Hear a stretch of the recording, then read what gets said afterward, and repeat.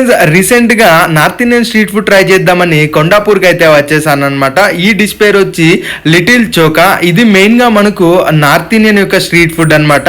ఇది మనకు ప్రైస్ చూసుకున్నట్టయితే ఒకటి మనకు 50 రూపీస్ అయితే పడుతుంది, రెండు అయితే మనకు 100 రూపీస్ అయితే పడుతుంది. విత్ గీతో ఒకటైతే 60 రూపీస్, 2 అయితే 100 రూపీస్ అయితే పడుతుంది అనమాట.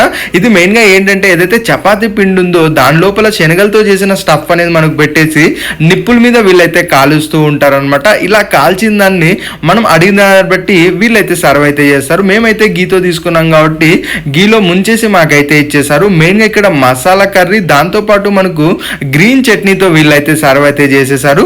ఇలా స్పెషల్ డిష్ ఎప్పుడెప్పుడు ట్రై చేద్దామా, ఎలా ఉంటుంది టేస్ట్ అనే ఎగ్జైట్మెంట్ మీద నేనైతే తీసుకొని ట్రై అయితే చేసేసాను. ఇక దీని టేస్ట్ విషయానికి వచ్చినట్టయితే నాకైతే యావరేజ్గా అనిపించింది. మెయిన్గా లిటరల్లీ నాకైతే నచ్చలేదని అయితే చెప్పాలి. ఎందుకంటే ఆ స్టఫింగ్ అదంతా కూడా మనకు ఇంకా పచ్చిగానే ఉంది. మీరు ఎవరైనా అటుగా వెళ్తే మాత్రం డెఫినెట్గా ట్రై